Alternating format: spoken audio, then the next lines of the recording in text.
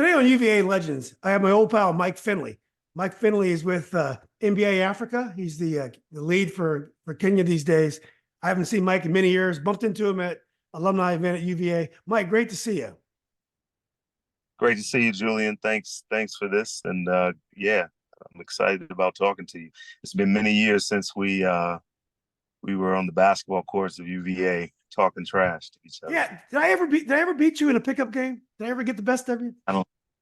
I don't think so, but All right. Let me introduce you to folks. You're class of '91, right, Mike? 90. Class of '90. Okay, so Yeah. you're 2 years behind me. You found your way over to Africa at a very exciting time. You went over to Africa and you founded a company, Miles and Associates, um, youth development consultancy in South Africa.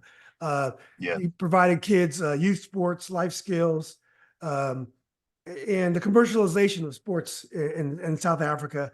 Um, then you put together a basketball tournament for the Kenya universities. That might have been more recent. That was probably more recently. And the African City Challenge, a basketball tournament. Um, you've been with NBA Africa for the last, I think, 7, 8 years, Mike. Um, Almost 6. almost 6 years. Uh, Yeah. and you're helping in South Africa. You're developing academies. That's how the rest of the world does sports, through academies. And in January 2024, you moved to Nairobi in Kenya, and you've been working for the Kenya side now as a team lead. Did I get most of that right, Mike? Yes. You know that's a synopsis of 29 years being in Africa. Yeah. Well, look. First of all, I wanted to ask you about NBA Africa. What is obviously African players are playing a much bigger role. When we were finishing up UVA, that we had Elijah, Manute Bol was playing, but Yeah. Europe and South America were beginning to make an impact on the NBA, Eastern European, with a lot of Yugoslavian players. What is Yeah. it? What is the NBA doing in Africa? What is the NBA? What is their mission in Africa? Man, good question. So I think, the way people always ask that question in the context of, like the business, most people, so the first thought is that people think it's just to extract talent, and then look for players. And then the second thought or question becomes, okay, what about the business? So the talent is really like a byproduct of what we do. And the way I summarize what the NBA is doing in Africa, the NBA went to China 30 plus years ago and began working with governments, finding corporate partners. Back then, you know, giving giving the content away at very, very low, like almost giving it away to get people, to give people access to it. And that went on for a few decades. Uh, all of a sudden, Yao Ming emerged, and the NBA went from having hundreds of millions of viewers, fans watching their content, to having another few hundred million, almost overnight in a way, with Yao Ming emergence of him. So now NBA China is a multi-billion-dollar business, and so the NBA sees the continent as it's emerging. It has this massive youth bulge. That I think it's 25%. It's like 1 in 4 humans will be of African descent by 2050. So the population of the continent, you know, well over 60, 70% of the continent's population are like under the age of 25. So it's a natural emergence as economies are growing here. A lot of your top, the growing economies are on the continent. As this all is taking place, the NBA anticipates having a massive fan base on the continent one day. It's a long-term play. And so to get to that, the NBA opened first office in Johannesburg in 2010. And that office now the business has emerged. Now we have 5 offices across the continent. So one in Cairo, Egypt, one in Lagos, Nigeria. We have an office in Dakar, Senegal, which runs our professional league, which the NBA has launched on the continent. And I'll come to that. And then back in November, we launched an office here in East Africa, in Nairobi, Kenya. And so that's Joburg, Dakar, Nigeria, Egypt, and now Kenya. So that covers North, South, East, West Africa. And as I said, the office in Dakar specifically runs the professional league, which is called the Basketball Africa League. Basketball Africa League is one of 5 leagues that the NBA owns, right? So you have NBA, WNBA, G League, NBA 2K, and now you have the Basketball Africa League. The BAL, the BAL is the only league that the NBA owns outside of North America. So Mike, when I talk about Africa and approaching Africa, do I risk stereotyping? Is Africa so unique and so different? So many thousands and thousands of languages, types of people. They probably all like sports differently.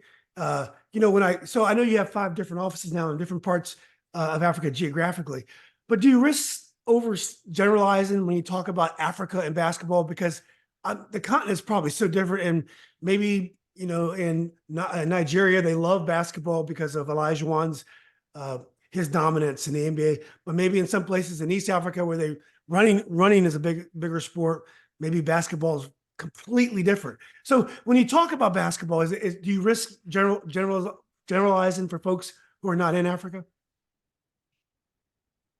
Look, I think that to understand, yeah, you're 100% right about, it's 54 countries. I think the one thing that's uniform across Africa as regards sport is that, people are fanatical about soccer, football. Generalizing around basketball, what you could say about Africa is that the popularity is just like I would say in different states in America, the popularity differs depending on the country. You go to Angola, represented the African continent in the Olympics for 24 straight years. Basketball, is at the top. If you go to Egypt, hugely popular. You have guys. I have friends that were coming over to the continent in the 90s when I got to South Africa in 1995. I know guys that were coming to over to Egypt in the late 90s, at that time making $70,000-$80,000 a season, right? Mm-hmm. And so you got professional leagues in these countries. Now guys go there and they're making hundreds of thousands of dollars a season. You got former NBA players playing in Egypt. You got former college champions playing in Egypt.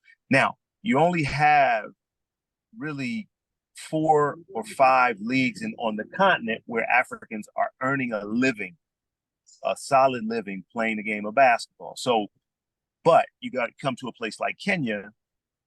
The game is immensely popular on the ground, right? And it competes with running. It competes with sevens rugby and of course football or soccer. So yes, it varies across the different countries. The popularity, the development, the level of popularity of the NBA, it varies across the many countries. So I think that's what I would say to, generalizing. But the one thing that, and this is part of the reason why the NBA is investing so heavily in Africa and around the world, people don't really, I didn't think about this until it was explained to me. If you have 1,000 football or soccer fans around the world, right? So let's take with 1,000 fans, I'm just using a round number. And you ask them about their favorite league. 60% of them would say EPL, right? I don't know, 10% might say their local league. Some will say Bundesliga, some will say La Liga, some will say the French league. But if you have 1,000 fans around the world, all 1,000 of them are going to be NBA fans. And I think that's kind of, generalizing about basketball in Africa, yes, the popularity, but that thing I think is universal. And that is across the board. Like it's, you have a lot of young people that are NBA and older, but that are NBA fans. And now you have this massive bulge of young people, not because of the sport in particular, but because of the imagery around it, the lifestyle, the music, the fashion, the influencers and artists who are associated with it. I remember, everybody, it used to be this thing, and still every NBA player wants to be a hip hop artist, and every hip hop artist wants to be an NBA player. So that's why, those things are universal across the continent. But the level of the game, yes, it's very different as you go country to country. Yeah. Well, I've always been fascinated by the cultural interchange between the music in the Americas that's derivative of African culture, especially in the islands like reggae. And when that culture goes back to Africa, what they do with it, they embrace some of the cultural aspects of Americana, African descent. And when it comes back to Africa, they embrace it, they change it.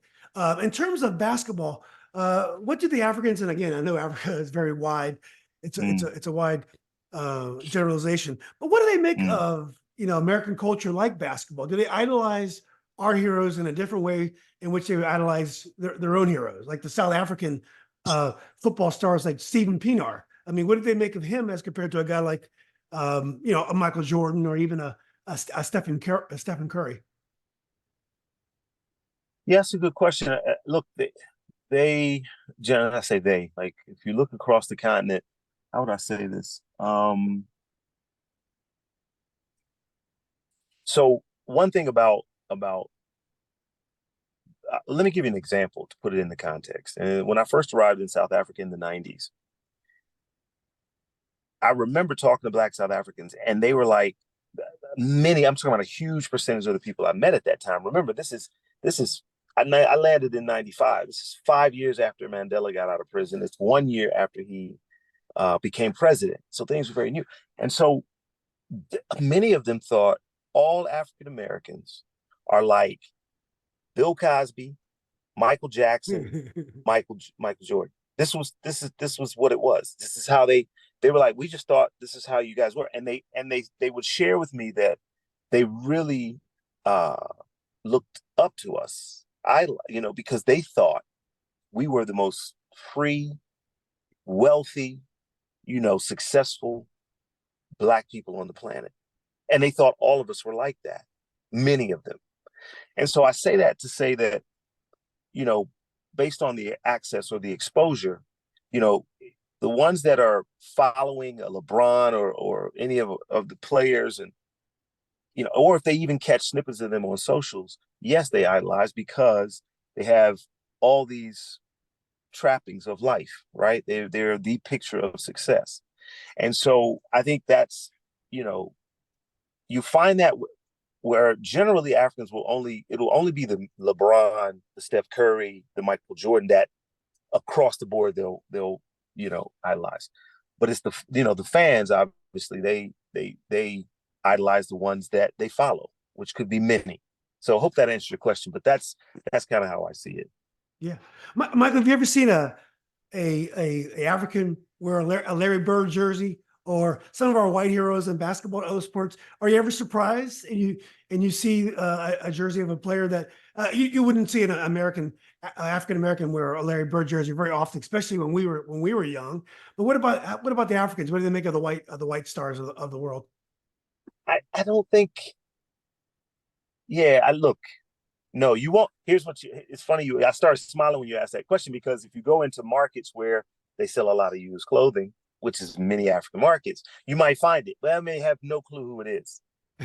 Right. So they're not going out seeking out that jersey. No. I'm trying to think of. Yeah, that's no, you don't. It's funny. It is across color lines. Like, no, I don't think I've ever seen.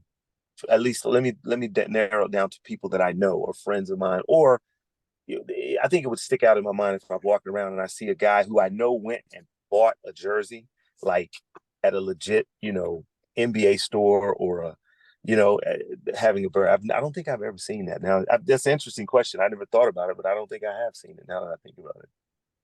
Yeah, it's just that we're going through a particularly strange time in America now with Caitlyn Clark. Um, she's a phenom in basketball. She's shooting these 40-footers. She's got incredible ball handling skills. She talks trash. Yeah. And we're at this extremely strange racial area where white fans who haven't really been interested in women's college basketball are very excited about her. Yeah. And I find Black fans are being particularly sensitive, almost like we're losing basketball because, we have Oh, really? this one white girl that can play. So we're in this really interesting time in basketball in America Yeah. caused by Caitlyn Clark. And I find it funny because to me, it would take 5 Caitlyn Clarks per year in women's and men's to threaten the hegemony of African Americans in basketball. But I feel this huge, and it's actually probably a positive thing in terms of eyeballs on the WNBA. But is any of that ever get to Africa at all?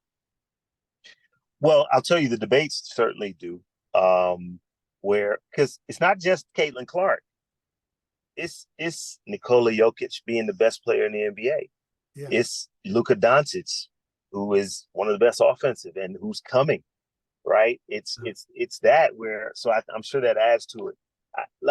So the debates happen here for sure all the time amongst basketball people. And then remember, you got a large European population in certain parts of the continent, and that is fascinating. It's fascinating you ask that question because that is where a lot of the arguments they go down.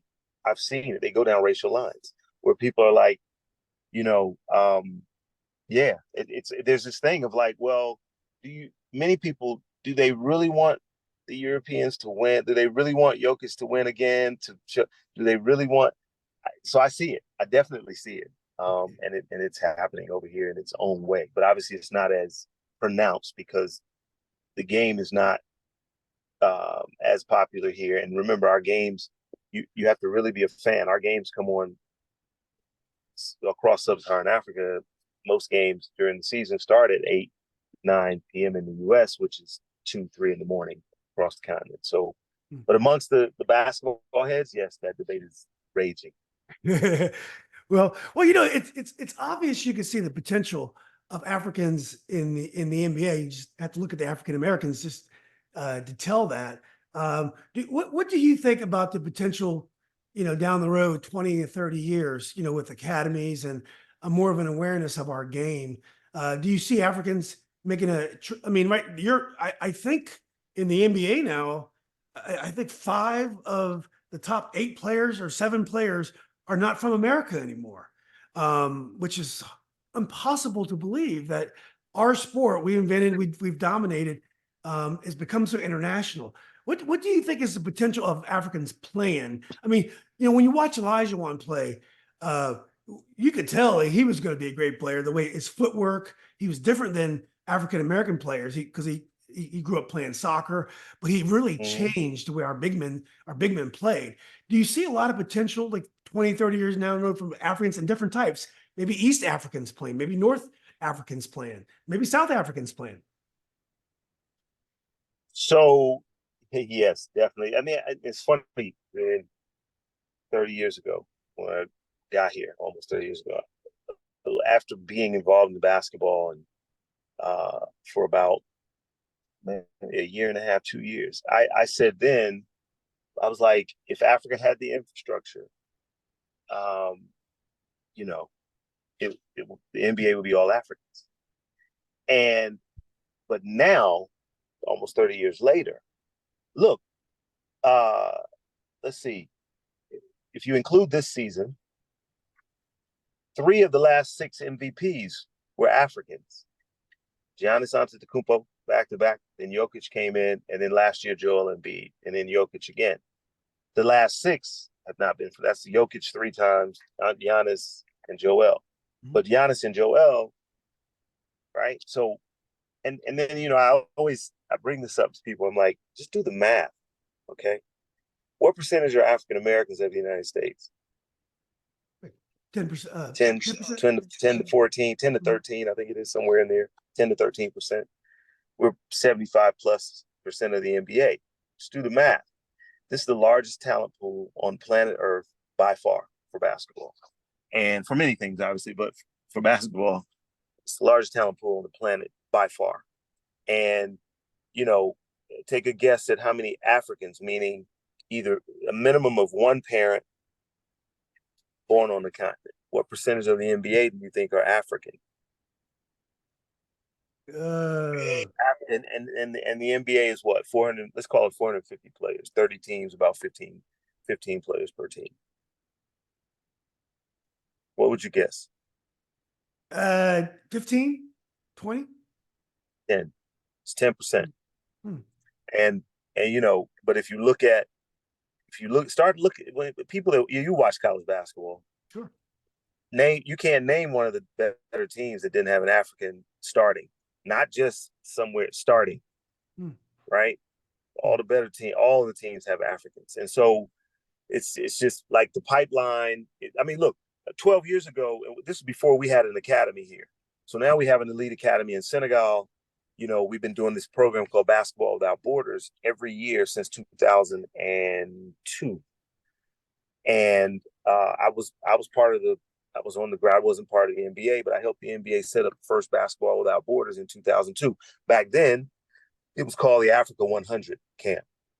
So we would work with the federations and find the top 100 African players. At the time, it was all boys, and fly them all to Johannesburg.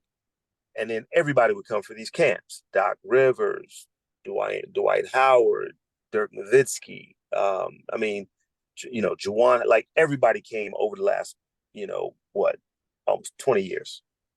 And we run this camp for 4 days. The very first camp, Lukamba Mute. You remember him? Yeah. Lukamba Mute. He was in that first camp, right? So guys came, watched. Oh, gave guys scholarships to come back to the U.S. Lukamba Mute emerged. 12 years ago, don't quote me on the number, but around there, Joel Embiid came from Cameroon. Tall, skinny kid. Somebody helped him get a scholarship to a high school. He goes to Kansas. Last year, MVP. He was, the very next year, Pascal Siakam comes through that camp.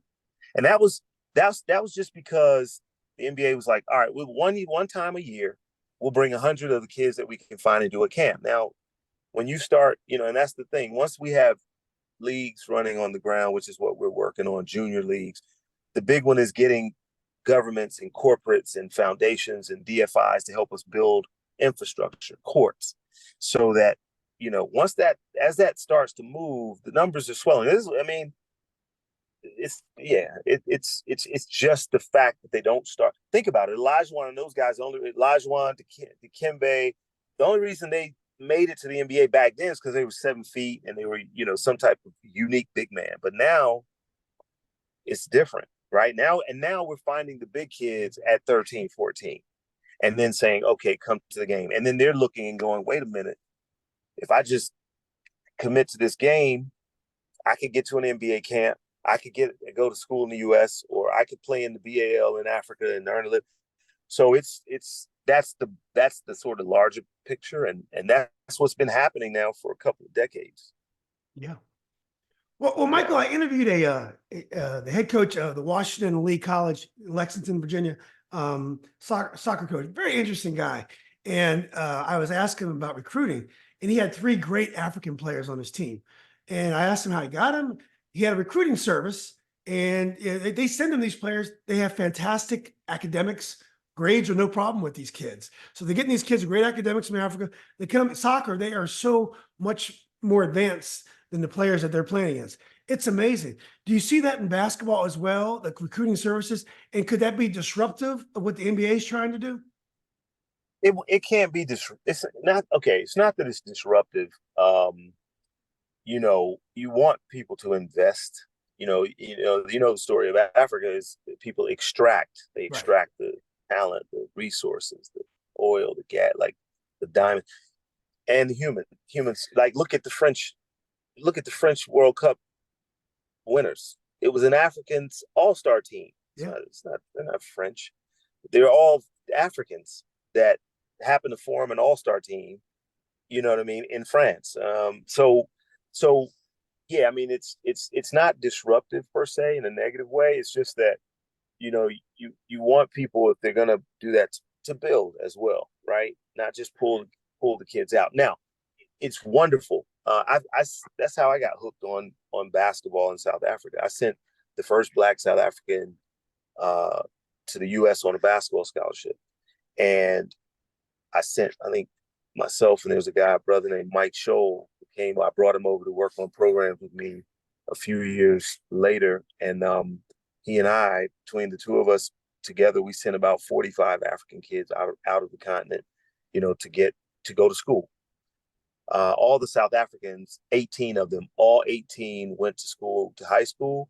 All 18 graduated from college free. And I think 16 of them are back in South African industry and business and basketball and all these things. And, that was what we sort of fell in love with of doing this. But yeah, that's what should be happening. And Africa has to evolve to the point where these Africans that leave do want to come back. But that's what's happening. I mean, it's not so much disruptive, because it gives Africans, young Africans, chances that they may have never ever even imagined. I know the kids that we've sent over who've come back, who are now grown men, have families. It changed their lives, right? Like they changed their perspective on the world. They came back with a degree from U.S. colleges. They were, so that's a great thing, right? But you do also have a lot of guys who are doing the scouting services, and they're exploiting it, and they're trying to just get a quick win, and they could care less about the kids. So that's, it needs to find a balance in somewhere in between. Yeah. Well, Mike, you've had one of the most amazing careers that I've talked to a lot of people, lots of athletes, lots of business people, lawyers and stuff, but you've had one of the most interesting and eclectic careers. What gave you the vision to start Miles and Associates? I mean, I'm thinking about 1995. When we were in college, the apartheid movement was our social movement. I mean, I think that the notion is that we'd kind of overcome, which obviously is not the case, but the civil rights movement was something, I don't want to say it was on the back burner, but our eyes were on South Africa. My son is at UVA now, and they had some shanties. They had some buildings on the lawn in protest. And I was like, when we were in college, that was South Africa we were talking about. So that's the movement now. But what caused you, or what gave you the idea to go to South Africa and start Miles and Associates? So first of all, thanks for the kind words. So it was interesting, Julian. So it was graduated in '90. Was working in corporate America in DC. I was started in Baltimore, ended up going down to DC, and my father and grandfather, they were entrepreneurs, right? And so I wanted to go into corporate to get experience, but funny that I'm back into corporate as sort of a different type of corporate, being in Africa, but I hated corporate America. And so another guy from UVA, who Marlon Smith. Yeah. Marlon was coming to South Africa. He was an engineer in school. He studied engineering, and then he was like, I'm gonna become a motivational speaker.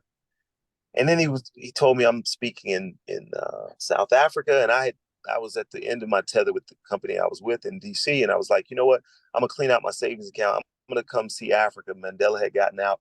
I had become friends with the head of the ANC office in Washington, D.C. And so he had told me about South Africa, and I had become friends with another guy who, funny enough, he used to be on a different world out in California. He was South African, Black South African, and I met him outside of Tacoma Station, and we stood and talked for 2.5 hours about South Africa. And I said, I'm coming. And then Marlon was coming for a week, and I bought a ticket and said, you know what, I'm going to go for at that time, 3 months was the max you could go for on a single visa. I was like, I'm going to go for 3 months. I'm going to carry my savings account. I'm going to see Africa. That's what I was like. I'm just an African man. I want to see Africa. And then I get there. I get to Joburg, and there were cranes everywhere. This is an interesting story. Black people had taken over the government. Black people. And this is what really is so interesting after having been in corporate in DC. A friend who I was staying with, he takes me to a meeting. It's the first week I was there, and it was at this research organization in South Africa. They were bidding on this contract. So the meeting was like, say, on a Wednesday, and on the Sunday, these two Black South African gentlemen came to his home who worked at the research entity. They were relatively new there because Blacks were just starting to get into the different companies inside, and they were at senior positions. And they said they brought him two of the proposals that were he was competing against, and they gave. And sitting in his home, we had dinner and tea, and they were going through these proposals. They were like, take this, they walked him through it, and they said he had no experience in this field, very little. He was a smart guy, but still. And then he, they Sun Tzu says every battle is won before it's ever fought. And it was funny. We're sitting there, and they go through that, and then I went in for the presentation, and they got this deal, and I was like, the penny dropped. I'm like, holy shit, like this is how white Americans have been doing business around us all our lives. And I was like, I called my mom. I had been there 2 weeks. The second week I was there, I called my mom, and I'm like, I'm staying for 2 years. And she's like, what? Like, for what? Why? And I said, I don't think Black people have ever experienced as a people what's about to happen here. And she's like, what do you mean? I'm like, well, I explained this story, and Blacks are taking over, and, a lot of issues. But I was like, I want to see what this is about and see what comes out of it. And I'm not, like I said, I'm an entrepreneur by spirit. And that was how it started. And then I got into basketball, funny enough, later.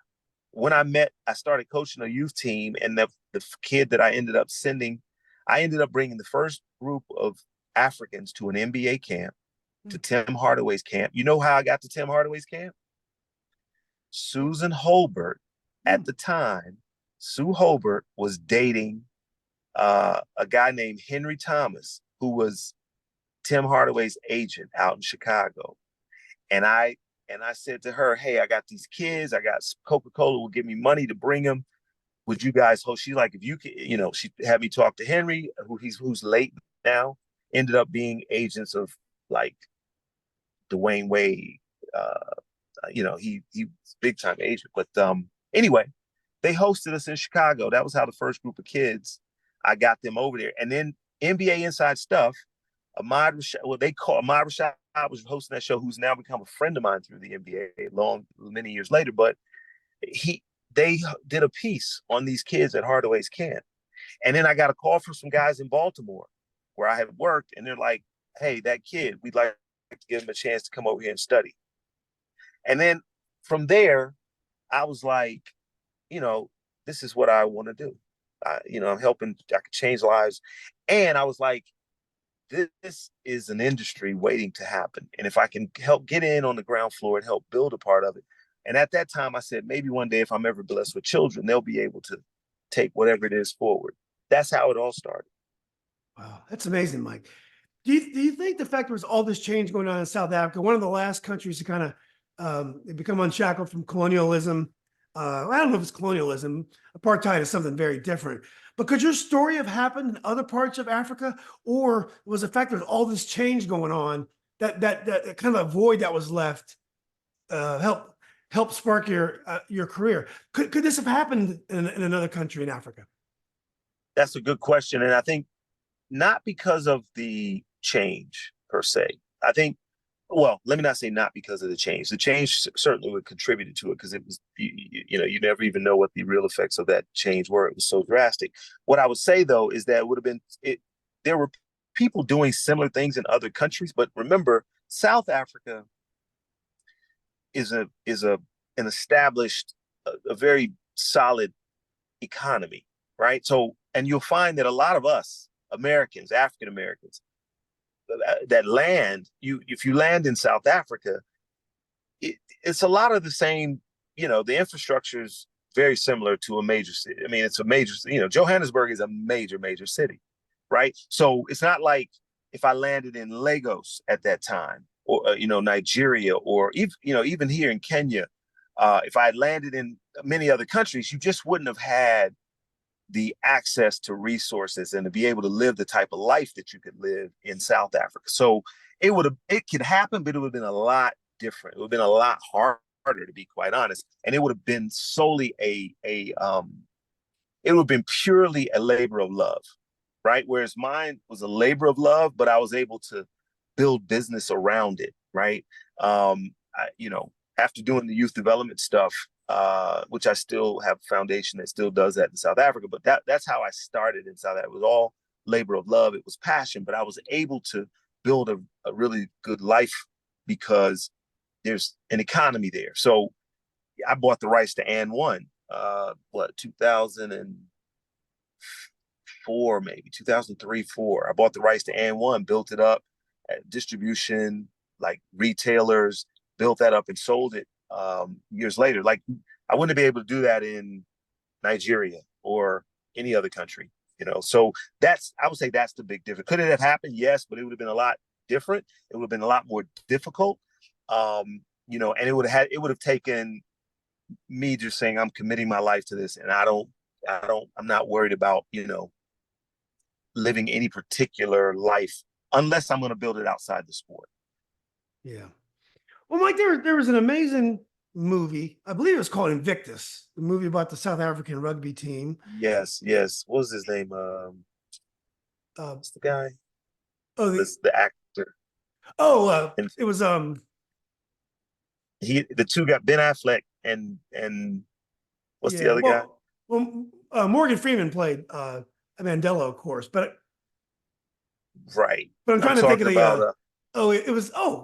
I can't think of the guy who played the quarterback. Huh? Ben Affleck's. Yeah, Matt Damon. We're getting Mike. We're getting old. Sorry. But the one thing about that movie, and also there's an ESPN special that tracks the movie. It's the factual. The movie is very factual, from what I heard. But the ESPN special is a documentary about the same acts. And one thing that struck me was the emotion with which the white players talk about Mandela now. And a couple of them will cry about him. But they also show before Mandela met them, before he came into power, they were worried about what was going to happen in South Africa. It might ended up like, what was it? I guess Rwanda, other areas in South Africa where the transition didn't go very well for the white inhabitants of those countries. Zimbabwe. I'm sorry. God, can't think today. But so, Mike, were you surprised when you came over, when you dealt with white business people, white South Africans? You were used to dealing with white folks in corporate America. Was it strange or interesting to you, your interactions with white South Africans? Yes, very. So in terms of Invictus, and I went, the first rugby game I ever went to was in Pretoria, 1995 World Cup, and South Africa was playing, I want to say France, and South Africans at that time, remember, they were 95, there were two flags, right? So the old flag and then the ANC's flag, the new government's flag, and there were these old flags flying, and they were singing in Afrikaans, and it was like, as they were explaining to me, I'm like, this is crazy, right? Because it was staunch, you know, these are the staunch, like they just lost power. And it was like nothing I've ever seen. Now, as I got into the fabric of South Africa, what I often said was that racism in America was worse than in South Africa. And I came to kind of my own assessment was that one of the things, Julian, is that in South Africa, whites had to get to know Black people. Why? Because you're a massive majority. And as we grew up, like my small town I grew up in Rome, Georgia, like they didn't really have to get to know us. They did, and they worked with someone, but they, you know what I mean? They didn't really have to get to know us.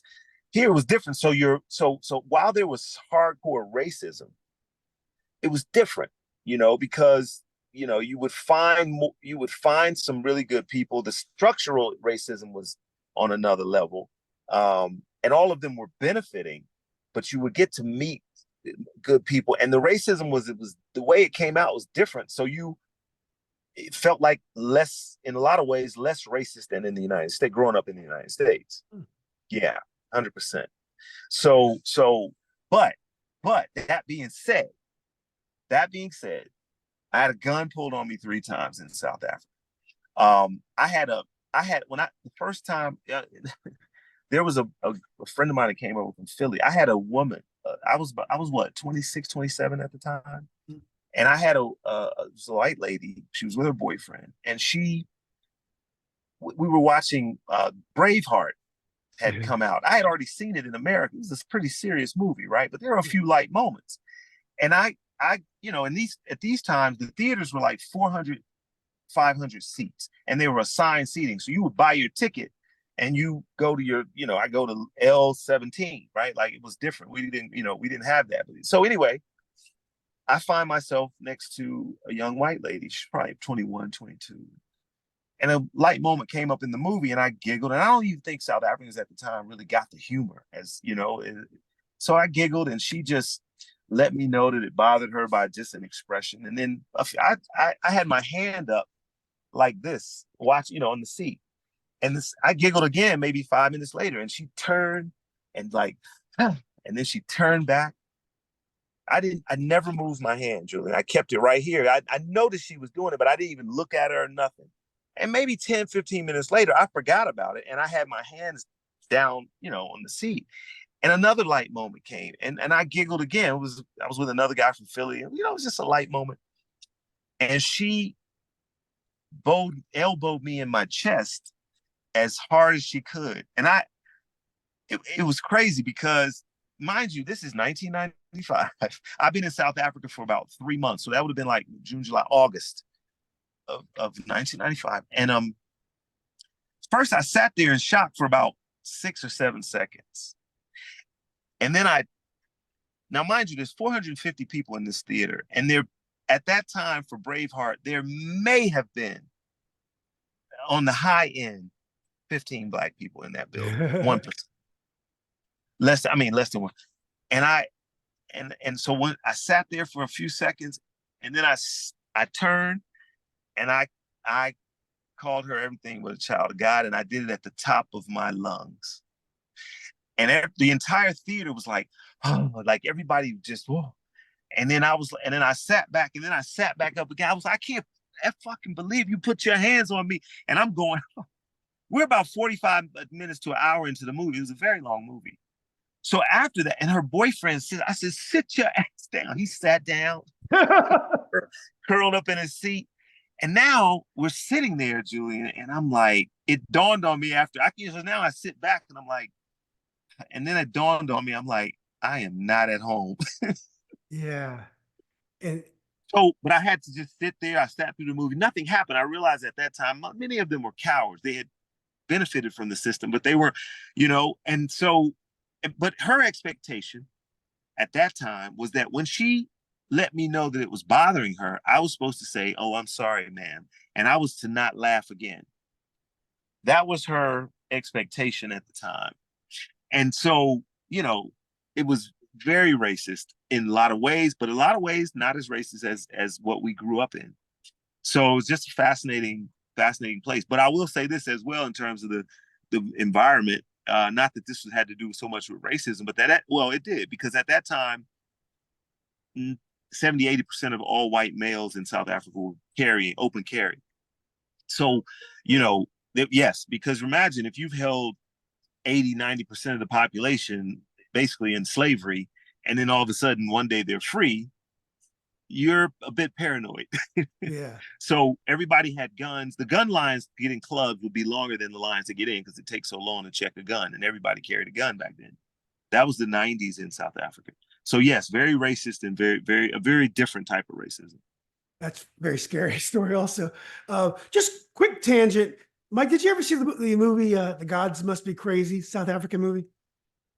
I did. Was that where the thing dropped on the Yeah. those were the Khoisan people, I believe. Exactly. Yeah. Some people call them, I think they call them the Bushmen sometimes.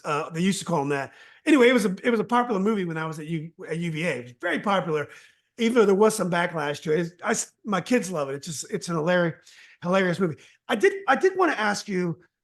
Recently, I've been reading about South Africa. Some of the young people have been disillusioned, and they think that the transition in the economy to giving Blacks some economic power, it hasn't gone that well, and maybe the Mandela transition wasn't stark enough. Do you hear those conversations? I'm sure you do. And what is your point? What is your viewpoint of conversations like that? No, it's look, there's two sides to that, right? So that pure argument, you're going to get people that argue for that. And then the other side of the argument is you know, in this sophisticated infrastructure that is in South Africa, that for most intensive purposes, a lot of it, I won't say most, because the real power still sits in a few hands, but a lot of that, you know, Africans have had access. I mean, you look at the institutions, because a lot of the institutions in South Africa were parastatals, right? So the television network was owned by the government, right, during apartheid, because they wanted to control information. Well, ANC took over government, took over that. The telecom for the country, called telecom, owned by the government. The power, they call it the ESCOM, you know, owned by government. Ports, the ports, the railways, like all these parastatal institutions were taken over by the new government. And you could argue that they've been in power for 30 years now. And a lot of it has been wasted because, you know, guys just took and didn't necessarily, you know, build with the necessary discipline and ethics. And so when you do that, I mean, if you look back and study sort of what happened under different presidents, you had Mbeki, then you had Zuma, and now you have Cyril. And what happened under Zuma, you know, it was, I mean, a lot of institutions fell, rotted from the inside. And so, yes, while the transfer has not been equitable or as good as you know, everyone would have wanted it to be, for sure, a lot of it is on the fact that the opportunity was there, but the discipline was not there, the ethics was not there. And you know, I mean, South African Airways was by far the best airline I had ever flown on when I flew on it in 1995. South African Airways collapsed to the ground. You know, they're trying to get it back up. It's a shell of what it was, but that's another perfect example. The airline was owned by the government, and you know, and it just mismanagement, poor management. So that's another side of it, where you know, but you have to build, and I think that's what, you know, is a question mark around South Africa, and whether that was done in a way that could have created the jobs, could have created a lot more equity. You have a few that got a lot, but the masses still have not benefited. Yeah. You know, not significantly.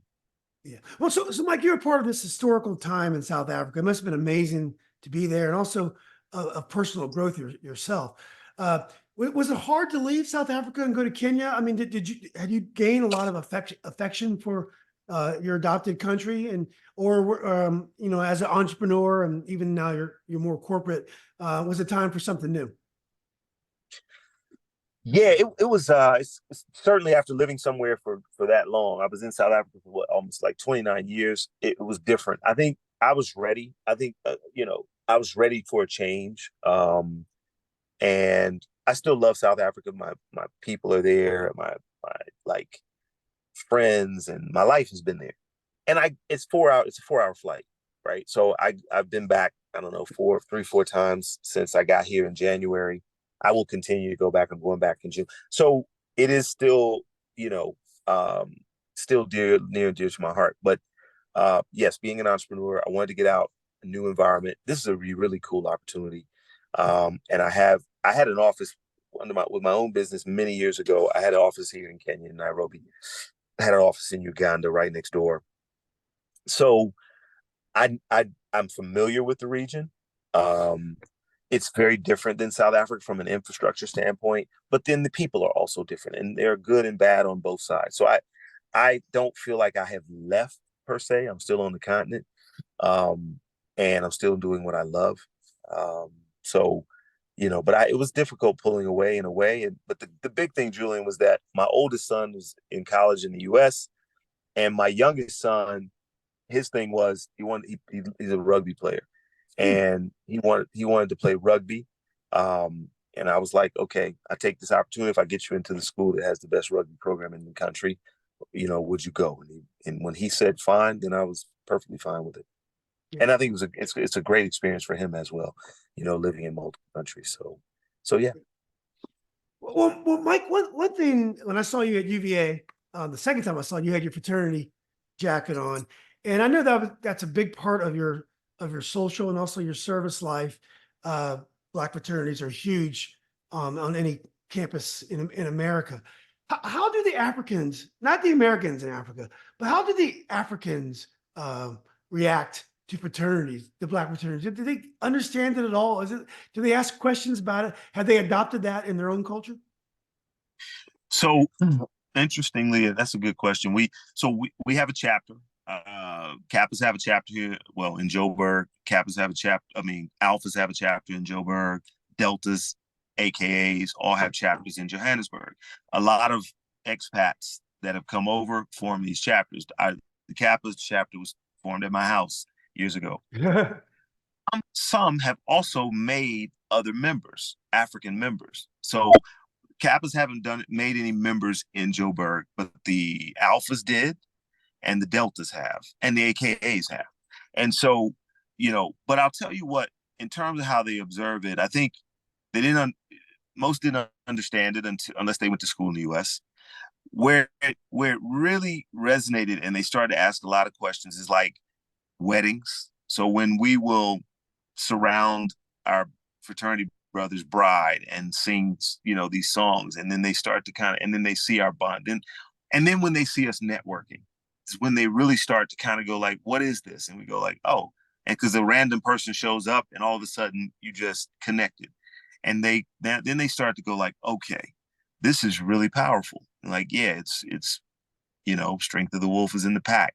And then they start to go like, okay, but not a lot of joining, should I say, not a lot of people that are joining the Greek fraternities. I think the name in itself, it would have to move towards sort of an African system. And then you got to have people that are going to committed to just building this and building it from scratch. And that's the tough part, because most of the people joining here are not young. It didn't happen in college. It's not happening in college here. It's happening in the graduate, on the what we call grad chapter. So it's adults who most of the time they either have good friends that are in it and they see the benefits of it and they say, hey, I'd like to be a part of a unit like that. Or they went to school in the States and they saw it and they're like, I've always wanted to be a part of it. So I think that's how you get it. It's fascinating. But there's Mike, one thing that's happened since you've been in Africa is. Oh, sorry. Go ahead. Sorry. One thing that's happened since you've been in Africa is the growth of social media, email. The gap between Africa and America is narrowed. I mean, you can probably Facebook Live your family now. How has it changed your relationship with your homeland, America, at least the continent you were born? How's that changed with social media and all the telecommunication advances since you've been there the last 29 years? I don't think people will be able to measure the pace that it has changed everything until we're long gone. Or we will never be able to measure how much it has impacted. It is, everything moves at light speed now. I can sit and chat with you like this. 95, if we had a conversation half this long, it would have cost us hundreds of dollars. I mean, that's how we used to communicate, funny enough, even before email, remember? So it's changed everything, in good and bad ways, right? So because young people can emulate us and watch our culture, and some of it is terrible for young people in this part of the world. But then on the other side, Africans who have access to the internet, if you're driven and focused, which when you come from certain situations, you are going to be, they're able to change their lives because they have access to information. Young people are able to develop their game as basketball players because they're just studying YouTube. You have a Kenyan, speaking of Kenya, we have a Kenyan that participated in the Olympics after teaching himself how to throw the javelin from YouTube. Yeah. Right. So, it's affected every industry. It gives Africans access to information. The danger is that it moves so fast that it moves, that people end up at a disadvantage over time if we don't adapt fast enough. But yeah, it's changed everything. Yeah. Well, Mike, this has been great. I did want to ask you one question, and I'm going to put you on the spot, and I'm going to insist that you give me an answer here. Oh boy. I met you on the basketball court, and Yeah. you were a really good athlete, fierce competitor. We had some great times, always good natured. We always had some great times on the basketball court. If you had to give me your all-time UVA Kappa starting five, who Kappa? who who would you give me? Your all-time UVA Kappa starting five. Who would be on your starting five? Wow, that's a man. Okay. All right. I gotta say, And you can leave yourself at this point. I'm gonna let you leave yourself out, so you don't have to put pressure to say whether or not you're on there or not. Your all-time five, not including so Mike Finley. I'm gonna try to name five, but I mean, I'm definitely on there. But I'm gonna name five others. So I'm gonna have Greg Parchment. Yeah. I'm gonna have Tony Parchment. I'm gonna have Reggie Clay. Reggie. I'm gonna have Reggie. I'm gonna have Reggie Clay. I'm gonna have I'm probably gonna have to put Oris on there, man. I'm gonna have to have Oris on the squad. And then do we have any big men? There's somebody I'm forgetting. Oh man. How many is that? That's four, right? That's four. That's four. See, I can let you didn't put play with yourself on there. Yeah, but I'm trying to think of Greg, Tony, Reggie, Greg, Tony, Reggie. Man, that's a tough one. It's been so, yeah, like you said, man, we getting old, man. Yeah, that's four. And then I'll put myself on there, give us five. But I'm trying to think of who the other really good play. We had some really good players, man. Yeah. Anyway, you let me off the hook there. I'm gonna give you my five. I'm gonna go old Okay, school. I'm gonna go gotcha. Tree Russ and the post. He was there way before you were there, but he was like 6'6". The boy can ball. He was awesome. I'm gonna go with his brother Okay. Greg Russ in small forward. I'm gonna Wait, let go. me stop you. Junior Burroughs. What's that? Junior Burroughs Oh, player. I we're think not gonna count. We can't count Junior Burroughs. he plays afterwards. But But yeah, anyway, go ahead. Free Russ. I didn't mean to interrupt. Go ahead. I'm gonna go Tree. I'm gonna go Greg. I'm gonna go Oris. I'm gonna go Kevin Fitzpatrick. And I heard, I heard Fitz could hoop. I never hooped him. Fitz could ball. He didn't play all the time, but he could ball. And in my fifth, I'm between. Well, Reggie's gonna shoot you all out of the game, and then Greg Yeah. and Tony. The fifth one's gonna be either you, Greg, or Tony. I'm gonna have a rotation with you guys. So I'm gonna mix the old with the new. How about that? Yeah. Yeah. I like that. See, I didn't know. I didn't see those guys. Oh yeah, it was old I, school.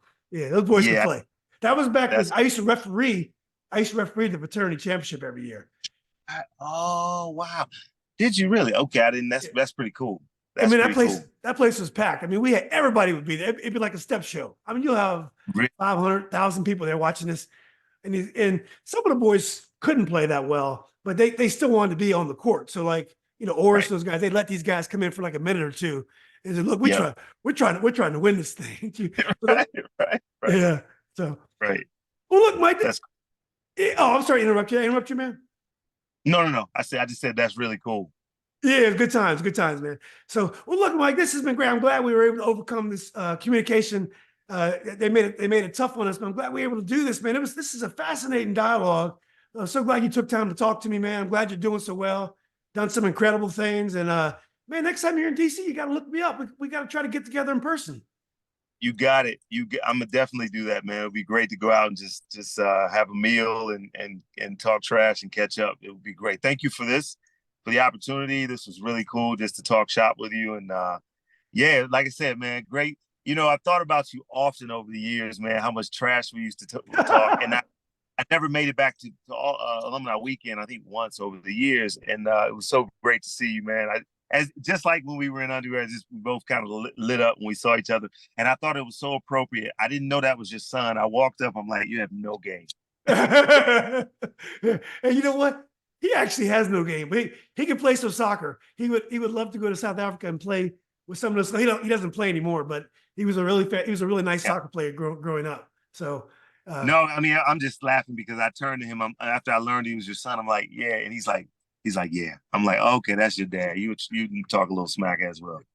You know, it's funny, Mike, and I don't know if you can identify this, but as you get older, you tend to forget how you used to be characterized. So I don't think of Mm, myself as a basketball player anymore. And I was a mm, really good football player when I was young. So sometimes Chandler will meet people and they'll comment, you know, your dad was a great basketball player, a great football player. He doesn't know yeah, that side of me because, yeah, you know, you I can hardly run anymore, you know, yeah, but, yeah. but that was so important to me when I was young. But now it's just those things unfortunately, sometimes you got to leave these things behind. You got to leave him behind, man. My son, my oldest beat me when he was 15. I was like, Wow. that's it for me. Yeah. And but I always played golf. Have you gotten into golf? Not really. I know your boy Chuck plays golf as well. Yeah. Yeah, yeah. But yeah, golf, man, that's a good one. That's still competitive, Yeah. but it takes a lot of time, right? It does take a lot of time. But beyond that, the recovery time is too long. So it's just not, you can't do it. Yeah. How did your sons do playing basketball in Africa? Were they top players in Africa? Yeah, my oldest son, my youngest, he played, but not really. He's like I said, he got heavy into rugby, which he's still into. My oldest was pretty good player, but the issue was there was really no real competition. So Yeah. he started playing. He played soccer up until he was like 14. I couldn't get him to touch a basketball, and then he would one day he just goes, "I want to play." I'm like, "There's a God," you know. And then so he quickly went like top of his school, but his school was not that good, right? He was the best player on the team, but they weren't that good. And but he loved it. He played all through high school. He still plays at college, not competitively, but like we used to play. And he still loves it. He's a fanatic. He's calling me every night about the different players and Anthony Edwards and da da da da. So, but yeah, they grew up playing in it, but the ecosystem wasn't that good. So it was only so good that they become. It's the same way the European soccer players still have an advantage over American soccer players. Just when you grow up in Europe and in Africa and South America, it's just they have the Yep. ecosystem to develop players that even though we have all the money in the world, we still can't duplicate that ecosystem that the rest of the world has. Hey, Mike, one thing I will say is you still talk the same way. You still have a slight part of your Southern accent is still there. And you know, you haven't Absolutely. lost that after all this time in Africa. You still talk the same way. Do you ever, is that like a conscious thing when you talk to a friend from back home? You go back to the old days, or it's just you talk the way you talk? You talk the way you talk. And if I start like if I try and take my southern accent and turn it into a South African accent, people will be looking at me like I'm nuts, you know. And so it's funny because you will. I guess it's code switching in a way to get certain points across, or Mhm. when there's certain word like if you say the word water, we say water. Mhm. And here people say that's the one word in South Africa where you go to people could hear everything. You go to a restaurant, you say, "Yeah, could I get a glass of water?" And they're like, "What?" And you're like, "Water." And they're like, "What?" So you have to, "Oh, water," and they're, okay. So you'll change words like that, and my sons cringe when I do it. But I'm like, otherwise I can't communicate. Certain things they don't hear, but beyond that, I talk the same, man. You start changing the way you speak as a grown man, you're gonna sound funny.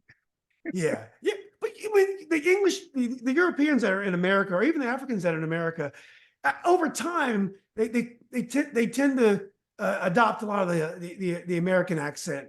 But like I said, you haven't you checked the exact same as I remember. Uh, and most of the time you were talking to me, it was while you were talking trash. So sometimes there was a couple curse words in there and all the things that you would save for me. So. Yeah, yeah. And I don't get to talk smack much, but if I get into a sporting competition and anything, yeah, especially when you get older, Julian, like the younger guys, they're faster, they're stronger, but you gotta try to talk them out of their game. That's all we got left. Exactly. No, it's fun. So, well, look, Mike, again, I know I caught you on a busy day, man. This has been great. I've enjoyed it. Like I said before, next time you're in town, I know you got a lot of fraternity brothers in town here, but I'd love to get together with you in person next time you're in DC. Let's stay connected. I sent you an email just to ask you to send me your number. So send me your number so I got you. Are you on WhatsApp? I am on WhatsApp. I'll make sure I got your. I was just messaging you on that WhatsApp when you called me. So yeah, I'll make sure you're plugged in there and vice versa. Sounds good. All right. Thanks, brother. Good talking to you, man. Mike, it's been great, man. I'll talk to you soon.